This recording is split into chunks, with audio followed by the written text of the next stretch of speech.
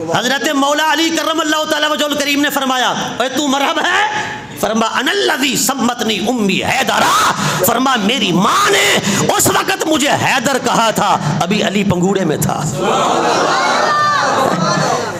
ابھی علی پنگوڑے میں تھا، میری ماں نے میرا نام رکھا تھا حیدر، فرمایا میں بھی حیدر ہوں اگر تو مرحب ہے۔ پھر علی نے